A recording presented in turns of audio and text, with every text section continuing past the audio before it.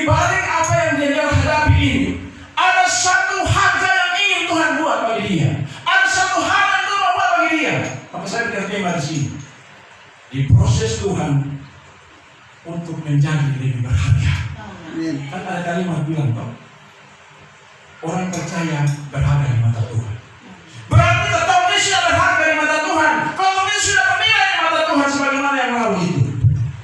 Karena ada Tuhan, karena rajin berdoa.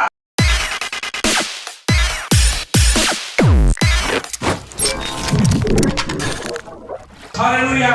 Terima kasih Tuhan, saatnya kami akan berada sejenak di hadapan hadirat-Mu. Kami akan belajar firman Allah.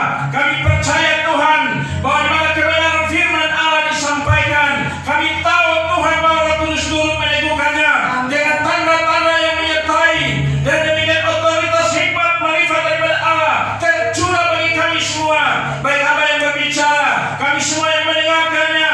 Kami sama-sama diberkati, kami sama-sama diteguhkan oleh firman Allah. Kami boleh beroleh kekuatan yang baru di tengah situasi yang dimana Tuhan tahu segala sesuatu yang sedang terjadi. Kami percaya Tuhan, segala cara-cara iblis apapun bentuknya, kami yakin percaya segalanya telah diikat, segalanya telah dibentangkan oleh satu nama yang kekal yang berkuasa, Yesus Kristus Tuhan kami. Terima kasih, semuanya telah dibentangkan. Terima kasih Tuhan. Mari Allah, hamba hanyalah sebagai alat untuk memberitakan firman. Engkau Tuhan yang adalah pemilik segala kuasa di bumi dan surga. Otoritas dan kuasa-Mu Tuhan nyata bagi kami. Untuk kemudian Tuhan, lewat pemberitaan firman ini, kami semakin mengenal dan semakin mengerti di balik segala situasi yang kami hadapi, ada Tuhan yang setia yang menolong kami. Terima kasih Tuhan. Mari berfirman lagi kepada kami, karena kami sudah siap mendengarnya. Demi satu nama Yesus Kristus Tuhan kami berdoa. Haleluya. Yang percaya sama-sama katakan amin. Kita bikin kemuliaan bagi Tuhan. Salam. Salam. Bapak-bapak saudara semua, saya akan melanjutkan atau bagian firman Tuhan. Ini situasi yang sedang tidak baik-baik bagi kita. Dunia sedang tidak baik-baik. Kita melihat perang Irak bersama dengan Amerika dan sekutunya Israel. Penggenapan demi penggenapan firman Tuhan sedang terjadi. Maka tadi juga ada kesaksian bahwa situasi ketong ini kita lihat sekarang itu contoh. Saya pikir hanya di Momere, duduk di rumah dengar bunyi sirine. Saya pikir sirine ini hanya 1-2 kali terus menerus. Ketong lihat di Facebook hari-hari ini, kalau ketong bayangkan Mama, saya pikir saya kembali saya pikir saya di Momere atau Facebook yang keliru. Kalau Facebook yang pada 2 tahun yang lalu itu anniversary happy birthday akan ranking yang tertinggi, tapi sekarang turun berduka cita naik di ranking yang tertinggi. Ada apa dengan semua ini? Inilah penggenapan firman. Kalau kita membaca di kitab Wahyu itu akan dapat di situ semua. Bapak-bapak saudara semua, bagaimana orang bisa bertahan di tengah situasi seperti ini? Dia bisa kuat dan bertahan pada saat dia mau mengenal siapa itu Tuhan yang adalah memberikan kekuatan itu. Maka dia akan harus ada untuk memberikan teguh pada firman Allah. Kita buka kitab Daniel dengan kopi itu 2 singa. Baik, nanti kita baca seperti biasa. Saya ayat yang ganjil. Bapak Mama saudara semua, ayat yang genap. Mulai dari saya. 2 singa. Darius orang Media menerima pemerintahan ketika ia berumur 62 tahun.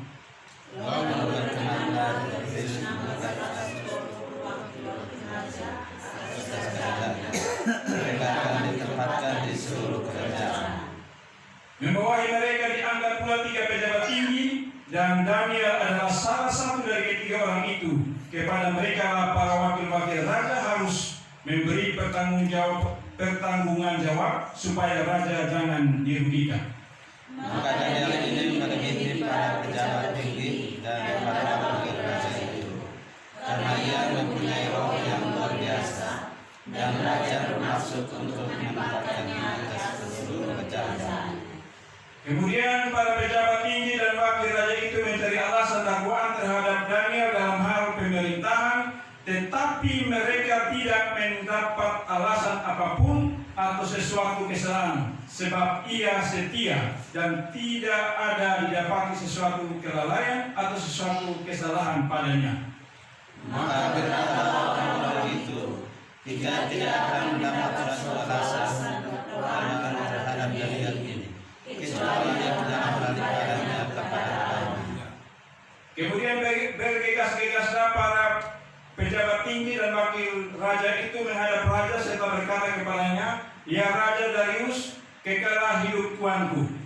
Semua pejabat tinggi kerajaan ini, semua penguasa dan wakil raja, para menteri dan bupati telah mencatat supaya dikeluarkan padanya suatu surat dari raja dan suatu larangan agar siapa yang dalam 30 hari menyampaikan permohonan kepada salah satu dewa atau manusia kecuali Tuanku, ya Raja, maka ia akan melemparkan ke dalam gua singa. Oleh sebab itu ya Raja, keluarkanlah larangan itu dan buatlah suatu surat perintah yang tidak dapat diubah menurut undang-undang orang Media dan Persia yang tidak dapat dicabut kembali." Sebab itu Raja Darius membuat surat perintah dengan larangan itu. Demi mendengar dengar bahwa surat perintah itu telah dibuat, pergilah ia ke rumahnya. Dalam kamar atasnya ada tingkap-tingkap yang terbuka ke arah Yerusalem. 3 kali sehari ia berlutut, berdoa serta memuji Allahnya seperti yang biasa dilakukannya. Lalu orang itu bergegas-gegas masuk dan mendapat kejadian yang berubah dan memohon kepada Allah. Haleluya. Bapak-bapak saudara semua, ini kisah Daniel pada saat dia mau dibuang ke lubang singa. Bapak-bapak saudara semua, saya memulai satu khotbah pemberitaan ini dengan satu ilustrasi. Ada satu keluarga di Amerika Serikat. Mereka ini keluarga yang sederhana, tapi karena mereka itu punya kemampuan bercocok tanam, petani, dan mereka ikut program transmigrasi di wilayah Amerika juga. Kemudian pada saat di daerah itu mereka kan tadi yang rajin, petani yang kulit tangkas, tetapi yang satu hal catatan juga bahwa mereka hidup takut akan Tuhan. Kehidupan mereka adalah setiap saat berdoa dan memuji menyembah Allah. Dan pada akhirnya mereka diberikan kehidupan berkat. Mereka membangun rumah sampai dengan lantai 5. Di daerah itu mereka termasuk orang percaya. Dari orang yang sederhana, pakai Tuhan menjadi orang hebat. Satu ketika mereka mau bertamasa ke satu tempat, tamasa di wilayah Amerika. Setelah dari sana mereka kembali, jarak sekitar 500 meter, mereka melihat di sana ada asap yang sementara, api yang sementara berkobar.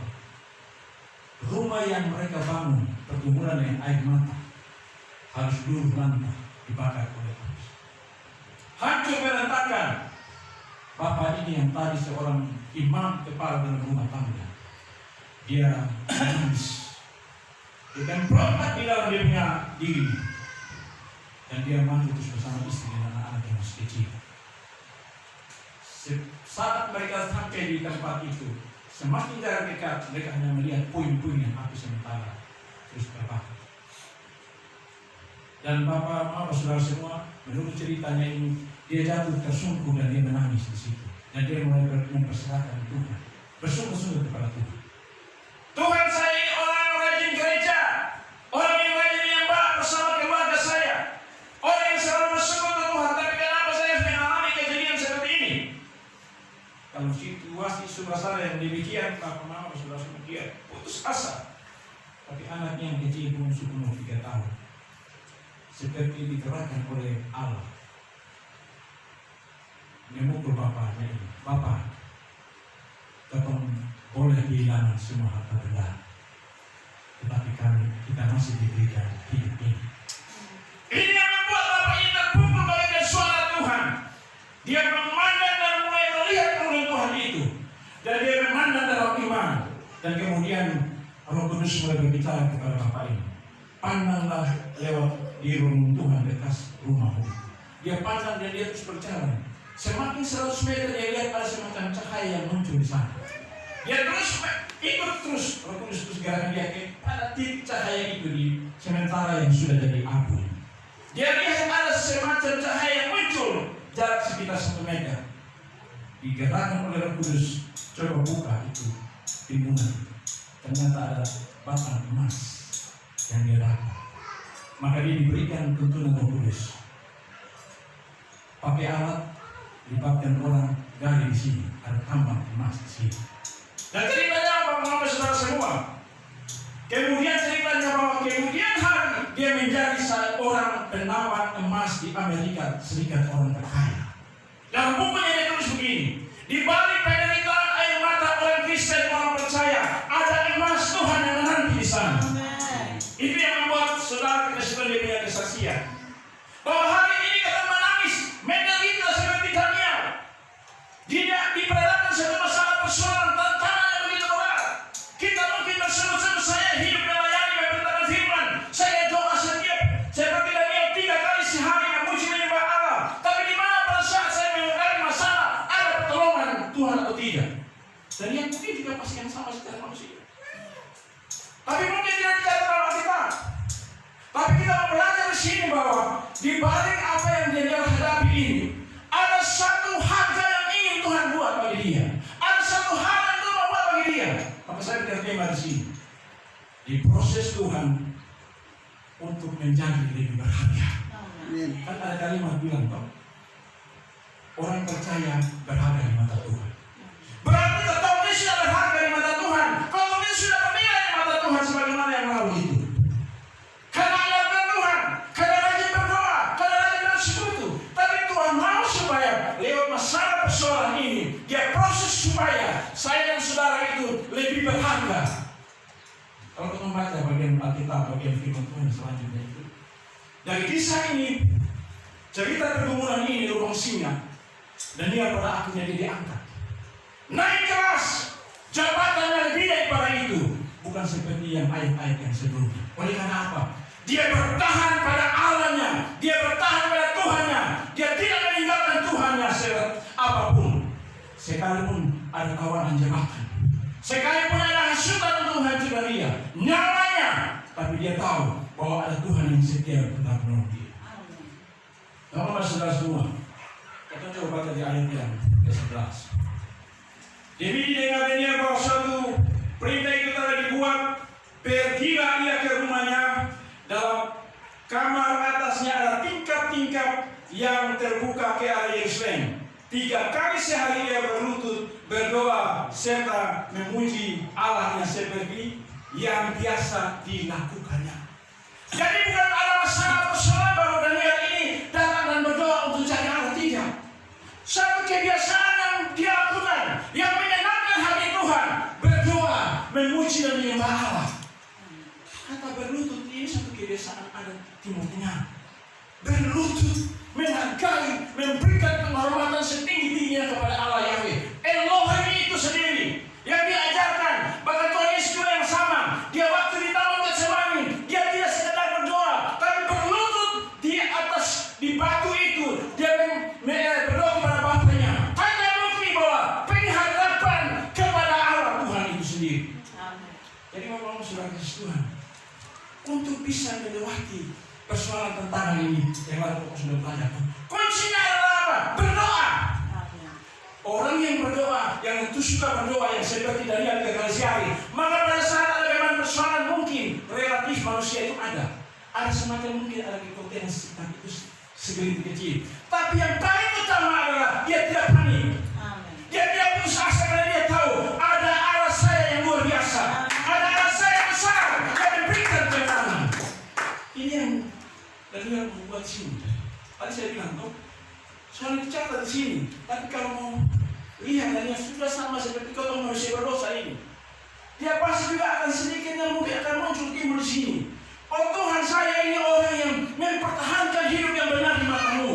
Saya ini orang yang mempertahankan Allah kulit ini, bangsawan yang kafir, bangsawan yang menyembah berhala.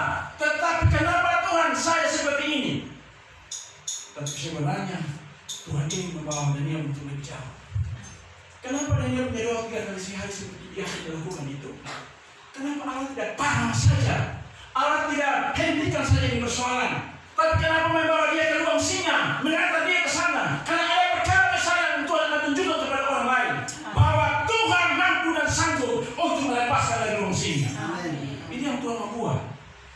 Jadi karena potong seperti saya begitu. Aduh Tuhan saya begitu seperti ini. Malah kadang-kadang ada yang saya waktu di Mumbai saya dengan bukan berarti di sini saya terjadi. Banyak orang-orang mulai karena putus cinta. Dan ini bahaya hancur, saudara. Iblis memakai itu untuk menghancurkan. Padahal sebenarnya begini, Tuhan itu memakai pencobaan ataupun cara iblis ini dengan tujuan supaya anak-anak Tuhan ditempar untuk naik kepada suatu hal yang lebih berharga.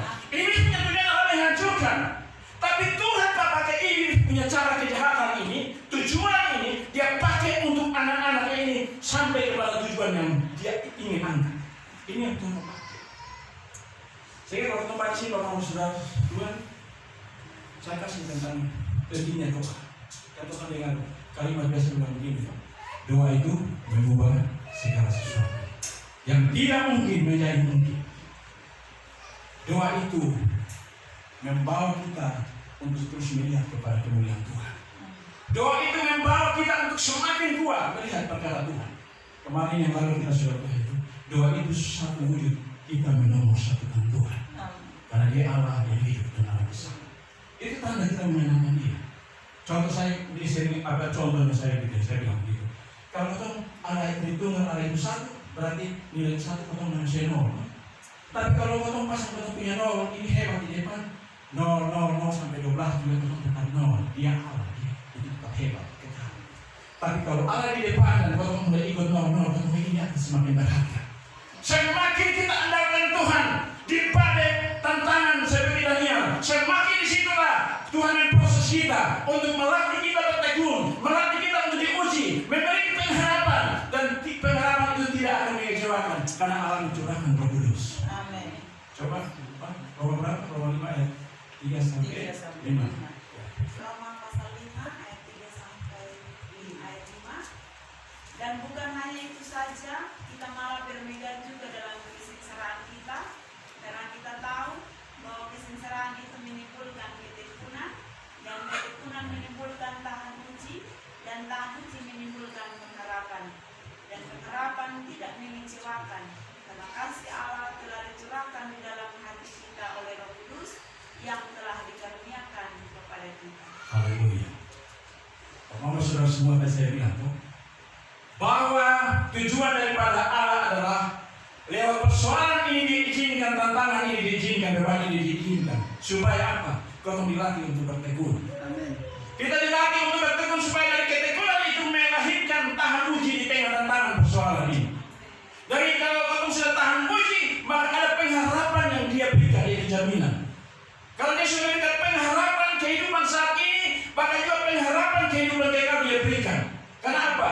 Diklaimkan oleh apa? Janjinya itu lewat Roh Kudus. Maka kapan saya sudah singgung yang lalu, Pak.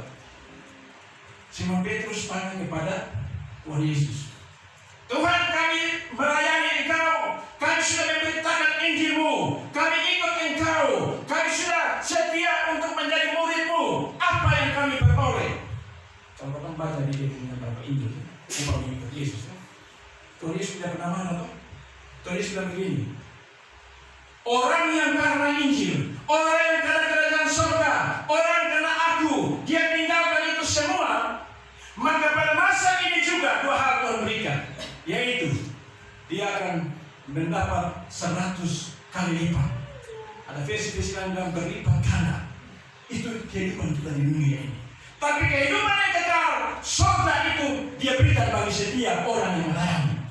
Jadi orang-orang kalau sudah hidup dalam persekutuan doa, dia tinggalkan di persekutuan, dia akan menyesal kemudian hari. Bukan berarti ikut persekutuan doa orang masuk surga, bukan. Kalau kita sudah ambil keputusan panggilan di tempat ini, terus setia melayani. Ada pencobaan dan tantangan, tetap standby, melayani Tuhan. Satu ketika terbuka itu menjadi sesuatu hal berkat bagi kita semua. Amin. Itu Tuhan berikan. Daniel ini Tuhan melatih dia. Kata dia, kalau Tuhan mau tahu saja dia sudah hentikan persoalan ini karena dia punya air mata doa. Tapi dia tahu ukuran iman ada pada Daniel. Daniel mampu melewati persoalan ini karena di balik persoalan tentara ini ada berkat yang menanti. Maka Bapak kuncinya adalah doa. Rajin berdoa, bersujud seperti ini, berdoa di rumah masing-masing dengan keluarga, berdoa dengan masing-masing pribadi bangun mesbah. Kau harus ikut cara pola berdoa ini. Berarti misalnya, di gereja kau pakai berlutut tidak. Tapi kalau baiknya, ambil sikap doa di rumah itu. Kalau tidak ada asam urat atau apa kesini, berlutut. Bapak mama akan merasakan ini. Berbeda dengan untuk duduk hanya di padang kemudian. Minta maaf kalau di sini mungkin tidak bisa. Tapi kalau di rumah dari yang praktik ini, dia bukan sebagai wujud penghormatan bagi Allah yang mati. Dia tahu bahwa dia tidak bisa buat apa-apa, tapi Allah itu sanggup. Maka dia berlutut dan berdoa. Lutut kita ini yang kita buat mungkin sakit hari ini, mungkin berapa tahun, tapi hari esok itu akan ada jaminan. Itu lutut, orang bisa berdoa. Yang kemudian doa itu, ini waktu saya berbicara tentang doa. Juga doa, kita harus coba ikuti. Makanya sekarang dia akan mengarah ke sana. Gereja-gereja mulai alibi tentang yang dulu, kemudian bagaimana akan mulai ke arah ini. Karena apa? Ini janji Tuhan Yesus. Penyembah benar akan menyembah Bapa dalam roh dan kebenaran. Dan seperti pada persekutuan doa ini sebenarnya kita minta maaf dari saudara yang lain, ini sudah ada sebenarnya, sudah ada seperti ini di wadah seperti ini. Maka harus cara ini menyembah. Jadi saya contoh, saya coba begini, bukan berarti saya coba dulu. Kalau saya berdoa di kamar biasa saja, saya begini, saya berdoa begini, saya berdoa hanya biasa tanpa memuji ataupun tanpa musik. Itu hadirannya akan berbeda, kecil. Tapi coba saya menyanyi atau begini, kalau misalnya saya punya suara fals, misalnya lalu mau cinta Yesus ya, siapa cara Tuhan itu mau cinta Yesus, tapi suaranya agak kecil. Baru mulai masuk di dalam hadirannya, itu akan saudara rasakan kuasa Roh Kudus bekerja. Urapan yang besar, karena itu jangan agak remeh doa dan penyembahan itu. Karena itu sesuatu hal yang membuat hati Allah senang, membuat hati Allah surga akan turun tangan pada saat engkau dan saya saudara semua menghadapi masalah-masalah. Dan dia ini menggugah hati Allah yang kebiasaan dia berdoa, berlutut, berdoa memuji Allahnya, menyembah Allahnya, mengagungkan Allahnya, terlepas masalah yang dihadapi, terlepas nyawa saya, aku melakukan apa yang aku buat, tapi aku percaya Allah akan melakukan apa yang Allah akan kerjakan bagi kita semua. Amen. Ini yang Tuhan sedang buat, melatih orang percaya, orang Kristen seperti Daniel ini untuk masuk dalam tahap ini. Di tengah situasi ini, maka dia harus berpegang teguh pada mulai dengan disiplin doa, menyembah Tuhan, masuk dalam hadirat Tuhan dengan penyembahan ini. Yang berikut baca di Daniel pasal 6 ayat yang ke-21. Saya baca ya. Ini Raja Darius setelah penghukuman Daniel ke dalam lubang sini. Daniel hamba Allah yang hidup. Daniel hamba Allah yang hidup. Allahmu yang kau sembah dengan tekun. Telah sanggupkah ia melepaskan engkau dari singa-singa itu? Saya menggaris bawahi kata tekun yang tadi kita sudah dengar. Ketekunan itu membuat Daniel percaya bahwa di balik ketekunan atas penderitaan dia ini, atas setiap yang dihadapi problema masalah hidup ini, dia akan tekun. Maka disitulah melahirkan pengharapan dia yang ada jaminan di dalam tangan Tuhan. Itu yang memberikan dia untuk dia yakin percaya bahwa sehingga di sini lagi kesaksian daripada Darius raja itu. Terungkaplah suatu bahasa yang dari raja itu sendiri di dalam kalangan Babel itu sendiri. Allahmu yang hidup, yang engkau sembah dengan tekun, sanggupkah ia melepaskan itu? Jadi ketekunan itu penting Bapak Saudara sekalian. Doa saya dengan tekun, baca firman dengan tekun, bersaksi dengan tekun. Berarti kita tekun dalam segala sesuatu. Doa, penyembahan dan melakukan itu semua, maka kemenangan Tuhan akan berikan bagi kita semua. Amen. Ini satu hal yang Tuhan sedang nyatakan. Daniel pada akhirnya menjadi seorang pemenang karena lewat doa tadi, pujian penyembahan, kemudian ketekunan. Orang juga pernah dengar kisah di Perjanjian Baru, di Kisah Rasul ya, Kisah Rasul pasal 16 kalau tidak salah ya. Ayat 25 tentang Rasul Paulus di dalam penjara Filipi. Pada saat dalam belenggu yang tidak bisa terlepas, dipasung sedemikian rupa, dia percaya bahwa ada Tuhan yang hadir. Maka apa yang bisa dilakukan adalah dengan doa dan penyembahan kepada Tuhan. Dan Alkitab mencatat bahwa pada waktu itu terjadi kegoncangan yang dahsyat, gempa bumi. Padahal sebenarnya itu adalah hadirat Allah turun. Allah bekerja secara ajaib pada saat doa dan pujian yang dinaikkan. Karena apa? Dia tahu bahwa hambanya Rasul Paulus itu selalu tekun untuk mengikut dia. Dia tahu bahwa hambanya itu selalu tekun untuk selalu berdoa dan menyembah dia. Maka dia percaya, dia memberikan satu pertolongan tepat pada waktunya. Ini yang Daniel alami. Kita kembali sini. Coba kita baca dari contoh Rasul Kisah Rasul 16 ayat 25. Tetapi kira-kira tengah malam Paulus dan Silas berdoa dan menyanyikan puji-pujian kepada Allah, dan orang-orang hukuman lain mendengarkan mereka. Akan tetapi terjadilah gempa bumi yang hebat, sehingga sendi-sendi penjara itu goyah. Dan seketika itu juga terbukalah semua pintu dan terlepaslah belenggu mereka semua. Haleluya. Jadi Bapak Saudara, semua Perjanjian Lama mencatat sejarah tokoh-tokoh iman. Kemudian Perjanjian Baru mencatat itu bagaimana Rasul Paulus sendiri menyaksikan itu semua.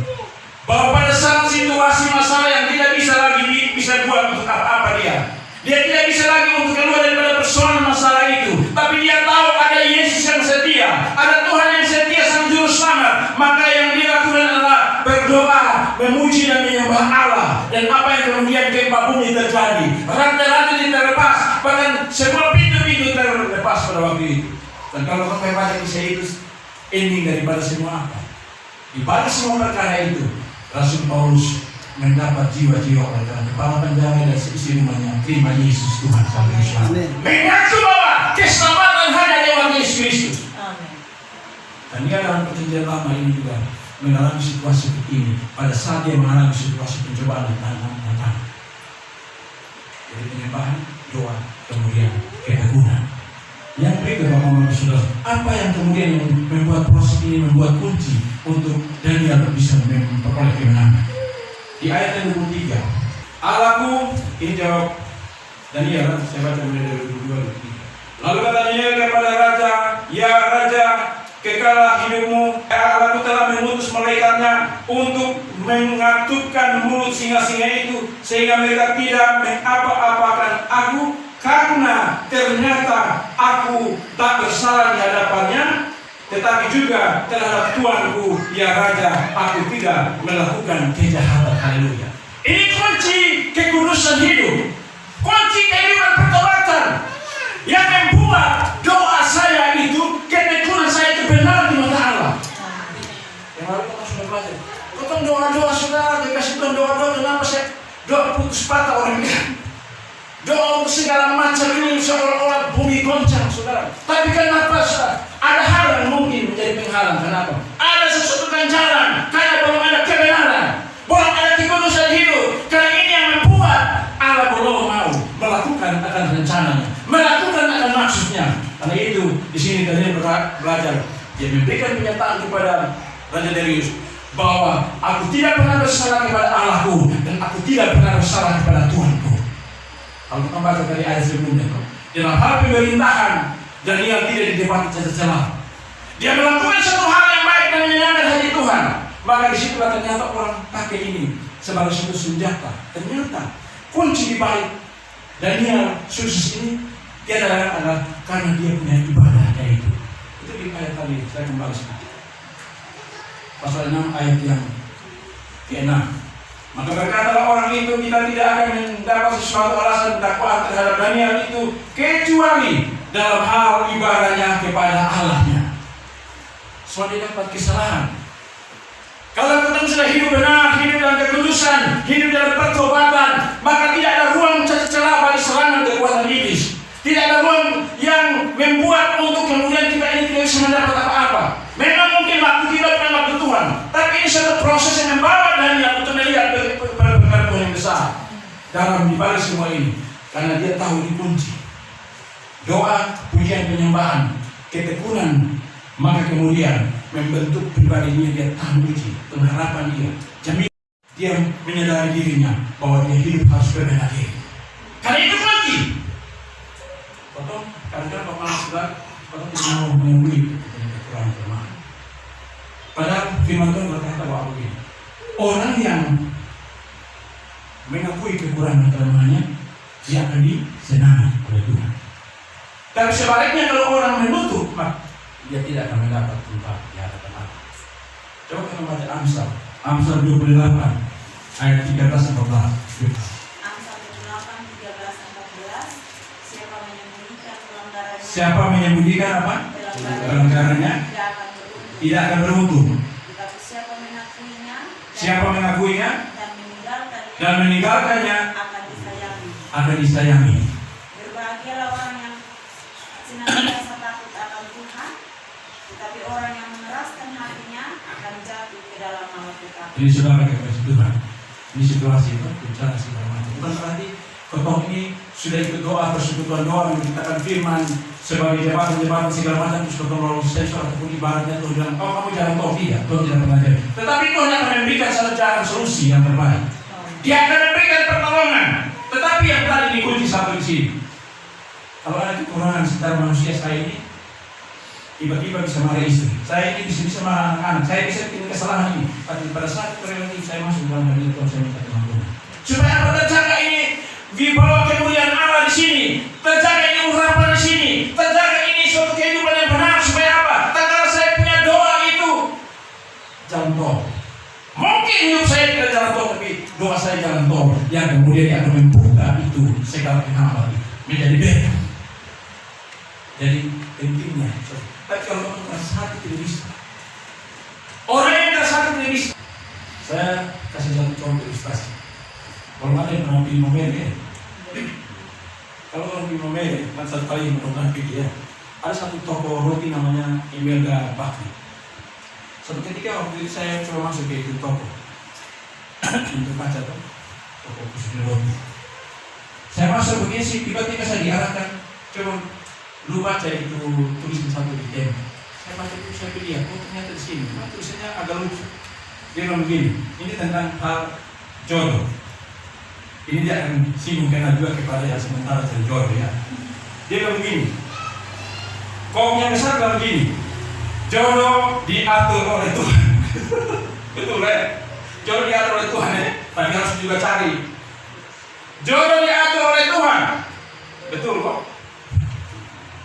Tapi ada tulisan kecil yang saya baca di sini. Dia perhatikan pada itu tulisan kecil. Kalau sampai saat sekarang ini orang belum dapat jodoh berarti apa? Dia berhati itu keras. Kalau orang saat ini belum dapat jawaban, kami berhati keras. Tuhan kasih itu Pak Ibu. Tuhan Pak Ibu tahu. Hati ini keras, kenapa? Tuhan ini sudah buka pintas, tapi hati ini keras saya bantu. Saya bisa, dia harus diajukan dulu. Coba dikatakan oleh Tuhan, tapi yang sampai saat ini kalau hati ini keras, tidak mau diatur oleh Tuhan. Tidak mau dibimbing oleh Tuhan, tidak mau dituntut oleh Tuhan, tidak bisa. Makanya harus mulai dengan kebiasaan berdoa supaya kita punya hati ini. Kan pelan-pelan, buka hati, supaya kita benar-benar ini pelepasan terjadi. Baca ini firman, berdoa baca firman, hidup dalam kekudusan. Ini akan terus menjadi satu hal yang kemudian mata nanti yang terus menerus terbangun. Supaya apa yang kebiasaan ini dibawa oleh Tuhan. Bukan hari ini jawaban saya Tuhan jawab, atau bukan hari ini memberikan jawaban, tapi hari esok dan seterusnya dia pasti akan memberikan jawaban. Kadang-kadang kau mau supaya hari ini Tuhan tidak. Dia sedang membuat kita berbeda. Saya dulu kalau saya sebelum anggota kedua persekutuan doa, jawaban saya, doa saya Tuhan buat lebih luar biasa. Tapi setelah masuk persekutuan doa, menginjili, memberitakan, kok saya doa semakin tidak jawab. Bukan tidak jawab tapi lambat. Tuhan memproses. Karena kita berbeda spesial. Tuhan membentuk orang percaya itu berbeda, orang persekutuan itu berbeda. Makanya kita tegakkan persekutuan doa. Sedang diproses untuk kita, saya dan Bapak Mama itu naik kelas. Diproses kita menjadi berharga seperti Daniel ini. Maka berikan diri kita menjadi proses oleh Tuhan. Dibentuk oleh Tuhan apapun bentuknya. tingkat iman yang harus juga satu tingkat memiliki adalah di saat saya punya beban doa, saya angkat terus menerus yang tadi tekun sebetulnya di kasihan. Tapi Tuhan belum memberikan jawaban. Tuhan bahkan mungkin tidak kasih jawaban. Tuhan melihat sejauh mana saya dan saudara itu dia dan iring Tuhan ini. Pakai prinsip iman. Sekalipun Tuhan tidak menolong saya tetap cinta Dia, Yesus Sang Juru Selamat. Sekalipun Tuhan tidak menolong saya tetap pegang Dia, Yesus Sang Juru Selamat. Itu prinsip iman. Supaya apa? Kita mengalami suatu proses yang kuat di tingkat level. Maka pada saat hal yang putus-putus atau kecil, karena apa? Saya sudah bentuk hal level yang tinggi. Haleluya. Tuhan bentuk pun demikian. Kenapa di dalam Alkitab saya pelajari begini? Tuhan tidak pernah samakan kita manusia ini bagaimana itu misalnya dengan burung pipit atau yang lain. Dia bilang burung raja wali. Dia samakan itu burung raja wali. Terus domba, mungkin domba itu ada di satu level, tapi burung raja wali ataupun hal-hal yang besar, karena tingkatnya ini akan mencapai itu. Burung raja wali kenapa? Dia semakin terbang tinggi di saat ada badai. Jadi burung raja wali itu dia senang kalau ada badai. Kalau ada yang ini dia tidak akan bisa. Tapi di saat ada badai, dia akan menjadi sesuatu tempat itu untuk dia terbang tinggi. Itu yang Tuhan ibaratkan anak-anak Tuhan, orang percaya di situ. Orang persekutuan doa di situ. Ibaratnya burung raja wali. Di mana ketemu baca tadi? Di apa? Yesaya berapa? 40 ayat berapa? 31 ya? Coba kata Yesaya 40 ayat 31. Kan saya sudah kasih contoh kemarin. Yesaya 40 ayat 31. Tetapi orang-orang yang menanti-nantikan Tuhan mendapat kekuatan baru. Mereka seperti raja wali yang naik terbang dengan kekuatan sayapnya. Mereka berlari dan tidak menjadi lesu. Mereka berjalan dan tidak menjadi lelah. Haleluya. Jadi kata menanti-nanti itu juga sama dengan ketekunan. Dalam doa, pujian penyembahan, baca firman, renungkan, lakukan, jaga ini kehidupan, hidup iman terus di tengah situasi ini, itulah bentuk proses saya sedang menanti-nanti Tuhan. Maka apa? Tuhan memberikan kekuatan baru. Kekuatan baru yang sekarang ketemu ini adalah Roh Kudus diberikan. Kenapa? Dia telah disalib di atas Golgota sana, maka dia memberikan karunia Roh Kudus, diberikan Roh Kudus itu untuk memberikan jaminan kepada orang percaya. Jadi ibarat tadi oleh Yesaya, bagaikan raja wali yang terbang tinggi, yang pada saat ada badai dia senang itu badai. Dia ada di tengah situ untuk bisa maju, untuk terus terbang tinggi, naik, tidak pernah turun. Ya saat dia jalan dia capek dia, tapi ada kekuatan di situ yang memberikan kemenangan bagi dia. Kuncinya di situ Pak. Hidup terus, membangun hidup yang berkenan di hadapan Tuhan. Yang berikut sini begini. Saya sini sedikit tentang iman. Ayat yang ke-24 dari bacaan kita Daniel 6 ayat 24. Lalu sangat sukacitalah raja dan ia memberi perintah supaya Daniel ditarik dari dalam gua itu. Maka ditariklah Daniel dari dalam gua itu dan tidak terdapat luka apa-apa padanya karena dia percaya kepada Allahnya. Ini iman, haleluya. Karena iman dia tetap teguh. Karena iman dia tetap percaya, dia tetap yakin bahwa ada pertolongan yang Tuhan berikan bagi dia. Sehingga dia percaya yang itu, Bapak saudara-saudara, digambarkan bahwa dia tidak mendapat goresan apapun daripada cakaran singa. Nanti kalau teman baca sedikit nanti contoh ini, teman akan melihat perbedaan orang fasik dan orang benar. Tuhan buat perbedaan di sini. Dan dia orang percaya di proses musuhnya pikir dia sudah akan ditekan oleh singa, pada sebenarnya tidak. Tuhan sedang memproses dia untuk menjadi berharga dengan suatu proses ini. Kemudian Tuhan akan membalikan kembali hubungan ini. Ini yang Tuhan buat sekarang ini. Dan dia menjadi saksi iman bahwa Tuhan mengutus malaikat-malaikat karena dia percaya akan Tuhan, yaitu memberikan pertolongan bagi dia pada saat itu. Kalau saya suka nonton itu di TikTok juga ada, kalau di YouTube juga ada. Dan tapi saya dan dia, saya suka perhatikan dia punya penggalan-penggalan, dia punya fase-fase ini. Ini waktu diturunkan singa ini tidak memang dirinya itu, tapi dia datang cium-cium, datang jilat-jilat badannya Daniel. Padahal ini singa yang pemakan manusia ini, yang pemakan yang tadi ini. Ini jadi dipakai pada waktu itu hukuman. Tapi berbeda Mama saudara kasih Tuhan. Di balik semua proses yang kemudian Daniel sudah lewati ini dan ada kemenangan yang Tuhan berikan secara fisik di sini, rohaninya dia juga dipertaruhkan di sini. Pada akhirnya Tuhan buat perbedaan di sini.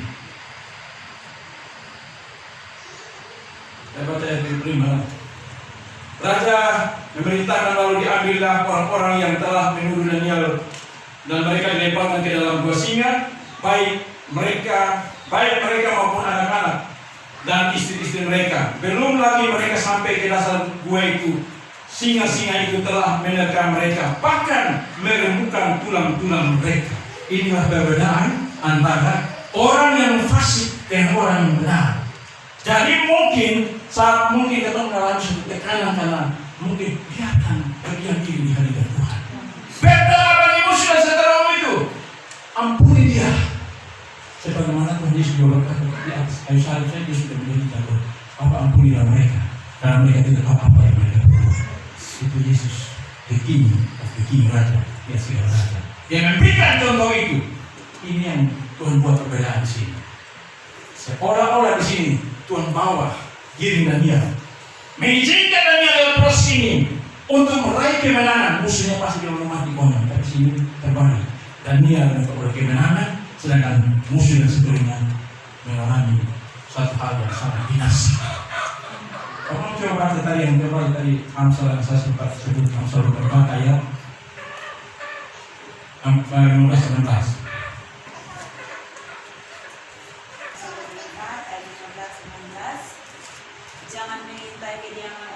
Jangan mengintai apa? Orang benar. Seperti orang fasik. Jangan merusak rumahnya. Sebab 7 kali orang benar jatuh. Namun ia bangun kembali. Haleluya.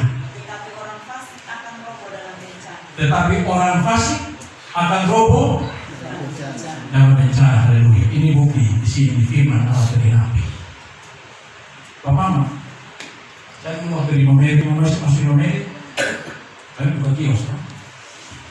Kemudian setelah buka, ternyata ada satu bapak di sini yang motor mengaji motor RSI. Mama dua-dua yang ini sudah selalu kasih lagi mati. Bapak hati-hati. Bapak tentu suka jago ke kios. Maksudnya yang ketiga apa? Di pintu. Kita dipakai ini dulu. Hah? Begitu? Jadi kan waktu ini pokoknya saya sudah ingat itu bunyi minta maaf dia udah begini fufak masuk di pintu akhirnya pukul beraskan itu saya pakai dia kalau coba di buku yang dalam nama Yesus yang saya putih itu haleluya ini soal bajingan parah kekal betul orang paling takut aduh dua semua papa hati-hati itu nanti dia buat gitu. Saya takut dan saya berdoa setiap kali saya dia pukul saya bilang Tuhan ampunilah dia. Aku berdoa bagi dia dengan cara itu. Papa masih semua. Mungkin secara psikis terganggu. Istri dan anak-anak semua. Ini anak-anak masih kecil. Tapi satu hal yang saya ikuti ternyata karena doa yang kita terus terpaksa diri kepada dia bagi Tuhan. Di sini orang takut semua kios memang betul. Pada akhirnya terbawa karena saya terbawa sedikit mengalami kesulitan. Saya memang sudah menghadiri Allah dan Tuhan. Penyembahan terus berdoa bagi dia setiap kali bilang ternyata Bapak saudara semua 6 bulan ke atas tiba-tiba orang akan bawa undangan telah meninggal dunia. Saya bukan menang Bapak Tuhan, saya bukan senang tapi saya menangis karena jiwanya itu. Bapak saudara semua ini menunjukkan bahwa nanti kita menginginkan menjadi tidak jiwa itu akan dari Tuhan. Tapi kalau lu sudah keraskan hati lu mau mengusik orang percaya kediamannya, lu mau mengganggu dia punya, menghancurkan dia punya kehidupannya, maka lu sedang mengusik Allah yang itu sendiri, maka lu akan hancur semua. Tapi jangan takut. Ya sekarang tuh perang apa sekarang? Bukan biasa sama kita mau berdamai dunia, tapi ini Tuhan akan menunjukkan kuasanya. Itulah Allah pilihan Allah. Jadi saya paling suka kalau misalnya mulai muncul sana sini, kalau mulai menutup Israel, hati-hati kalau tutup berarti itu dekat kembali ke kau, tutup itu. Tapi lu memberkati dia, maka lu diberkati. Bukan berarti berkati dia untuk perang, bukan. Tapi berkati dia untuk perlindungan bagi dia. Karena dari sana Yesus lahir. Dari sana Injil itu ada. Dari sanalah orang-orang para pendeta kalau bisa pakai toga dan melayani. Persekutuan bisa ada karena dari sana, maka harus memberkati dia. Meminta perlindungan bagi dia supaya apa?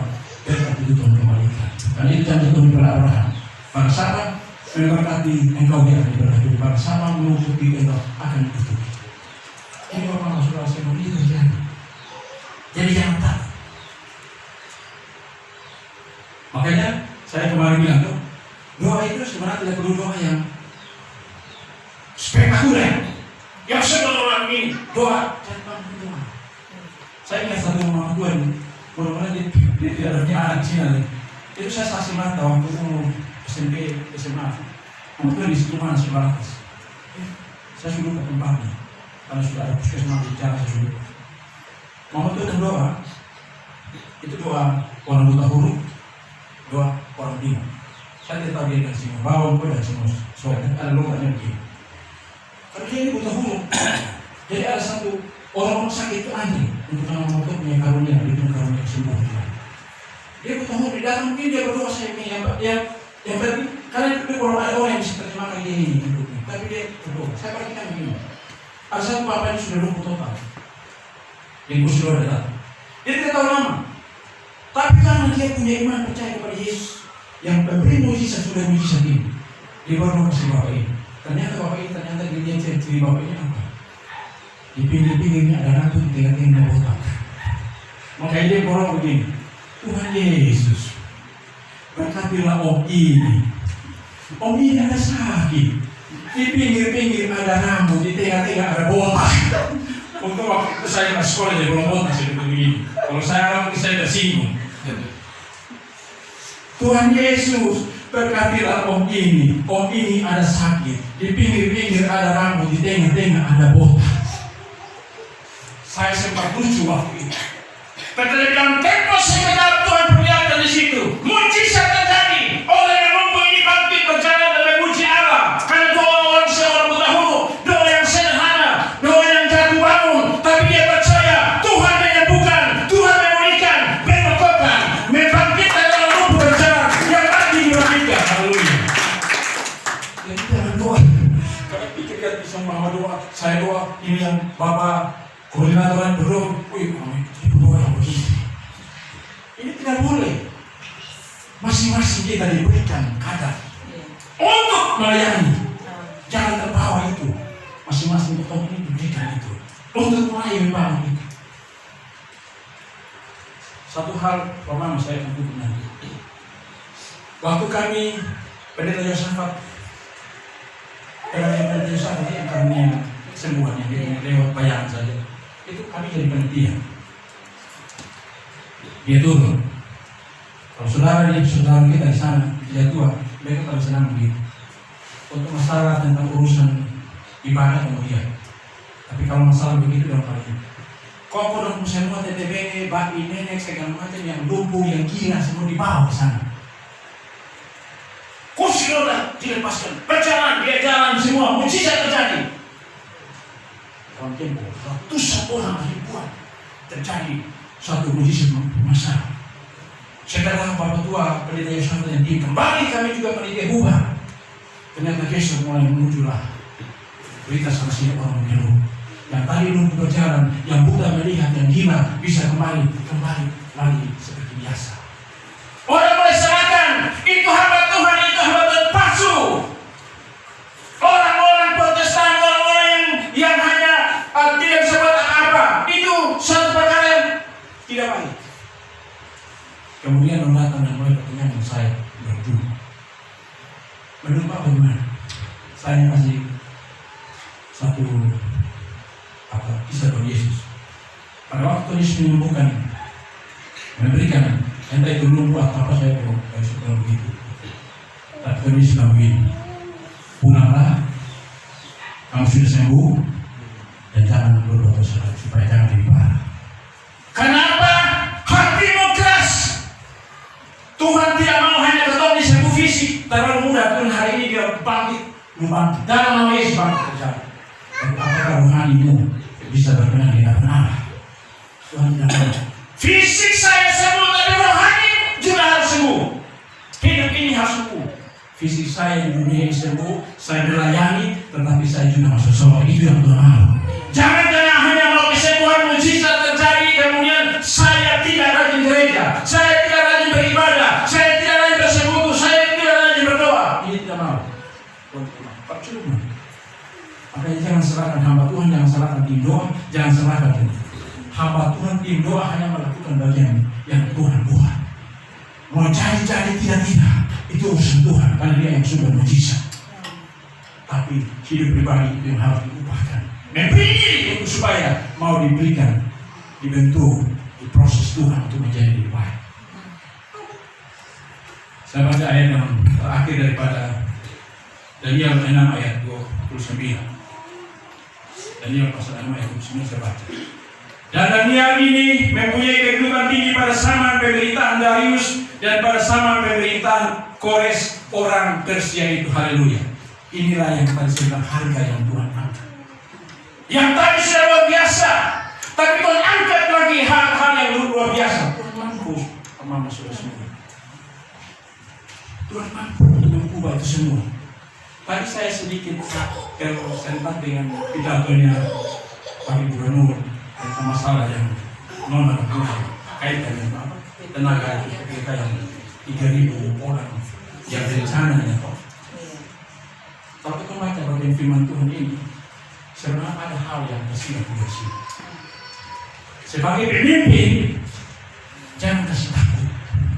Sebagai pemimpin jangan buat untuk seolah-olah menakut-nakuti akan dunia bawahan atau punya dunia masyarakat. Harus meneguhkan, harus memberikan solusi. Itu tujuan daripada pemimpin. Bukan untuk menakut-nakuti dan kemudian punya tujuan khusus. Tidak boleh. Kita belajar dari tokoh-tokoh semua. Musa, baik buruk dan bangun, dia tetap berdiri di antara lahan kosong yang kembali ke gereja. Kita baca ayat 18 ayat berapa? Kemudian 18 ayat berapa? Dia bilang begini. Ingat bangsa Israel, Mesir yang kamu lihat hari ini tidak akan selama-lamanya. Karena bukan kamu yang berperang di Allah, itu peneguhan.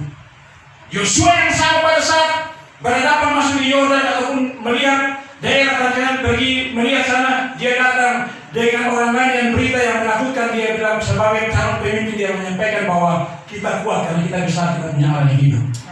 Itu begitu. Bukan di tengah situasi ini lu menakut-nakuti, lu melemahkan. Ini tidak bisa. Karena mungkin nanti di video pengawasan saya mau di YouTube dan juga ada saya mau segala macam. Tapi ini soal. Dan dia memang seperti ini gangguan oleh karena dia dalam hal ibadah dia, tapi dia tidak goyah dalam hal itu. Dia tidak takut. Kalaupun saya kehilangan jabatan, saya kehilangan apapun, saya tidak pernah takut. Saya punya Allah yang hidup. Amin. Ini yang dia bangun di sini. Sehingga apa, Tuhan angkat dia menjadi sangat terharga dan sangat terharga. Terakhir saya tutup dia. Saya sudah terakhir, saya ini terakhir. Kami waktu tahun berapa itu? Saya masih tugas di perusahaan BUMN sini. Kami pindah ke Rio. Ini sekitar musim begini. Februari Maret itu kan orang angin barat. Jadi kami dari naik Rio dengan perahu. Kalau itu nama saya itu belum ada, masih rapat, belum ada semacam yang formal dan kecil. Itu waktu itu anginnya luar biasa. Jadi kami yang saya yang tidur di bagian ini, dia punya tiang perahu, pegang perahu ini karena dia miring begini antara tenggelam dia jauh. Lewat ini lalu kalau sampai di Nosai jam sekitar jam 12 malam. Ada satu bapak tua saya perhatikan. Karena ini pas tanggal 16 besok 17 dia harus mewakili kecamatan sana untuk ikut upacara di kantor gubernur. Waktu itu kalau tidak salah zamannya Pak Tahu. Jadi waktu jam 12 dari pemilik kapal bilang begini, karena ini air masih sementara mati di Nosai, maka ketemu tunggu bertidur. Dia ketemu tidur. Tidur sekitar jam 3 dini hari dia bangun. Air sudah pasang. Saya bangun begini dulu, tinggal jalan 20 meter sudah di pasir. Ternyata pagi itu ketemu sekitar 230 meter di sana begini. Tapi ini sudah dekat. Kita sudah bayar satu orang per orang itu 25.000. Oke, dari Nekri ke ini nama saya. Ini lagu anak buah kapal ini tempatnya besar-besar semua orang hotel sama orang Pulau Timur. Jadi itu sudah jamin, itu sudah bayar. Maka kalau perempuan dia kasih taruh di bahu sini, laki-laki dia kasih gini di sini. Lu kaki saya yang akan sonto di sepatu, sonto di itu air laut, dan lu sampai di pasir. Jadi giliran ini saya yang pari tadi pakai fokus pakai topi lengkap, ini topi. Saya pakai wangi ini saya luar biasa. Saya mau di dalam tidak saya keluar karena saya mau tugas di kantor gubernur. Ini masih ini dari kecamatan. Ya bab satu saya sekarang waktu naik. Kan terus supaya ini lapor kapal. Dia jamin bahwa lu hantarnya saya itu sebab. Tapi Bapak Tuhan ini antara takut dan percaya. Maka dia tahu ini bab ini anak buah pegang di sini. Dia minta pegang di perahu begini. Nah ini anak buah jalan berat. Ini jam 3 pagi dan dingin ini. Air laut ini. Jalan begini. Bapak apa nih? Dia gemetar begini. Tiba-tiba jalan yang pakai kordon lengkap dengan wangi-wangian semua di dalam air laut. Jam 3 di hasil. Semua tertawa saya bilang, ya ini orang tua. Tertawa. Kenapa? Antara percaya dan ragu-ragu. Jatuh dia terburuk. Dia satu di sana dulu. Dia bilang, aku apa? Bapak yang salah, jangan Bapak yang salah. Itu yang salah, itu yang orang timur yang tikul. Jangan salah, Bapak yang salah. Dia jamin, saya tahu ini. Saya mengatakan begini, Bapak Saudara semua. Kalau kau sudah iman percaya kepada Yesus, jangan mendua. Jangan pengaruh, jangan ajaran sesat. Kalau sudah ada di kampung gereja ini, tetap yakin dalam persekutuan itu. Pandang dia Yesus yang iman, jangan ragu-ragu bimbang. Karena dia jamin bahwa dia tidak akan tersentuh kepada satu situasi apapun. Dia akan pikul kita sampai kepada tujuan sana. Itu kan Tuhan akan berikan bagi kita semua. Haleluya. Bagi kita ada di dalam hari itu. Haleluya. Bapak Saudara semua, terlepas daripada semua berita firman, saya terbatas di dalam hal yang kita akan menyampaikan. Tapi saya percaya Roh Kudus besar dan kuasanya begitu luar biasa. Dia lebih daripada sanggup untuk menyempurnakan firman Allah secara luar biasa. Belajar daripada tokoh Daniel.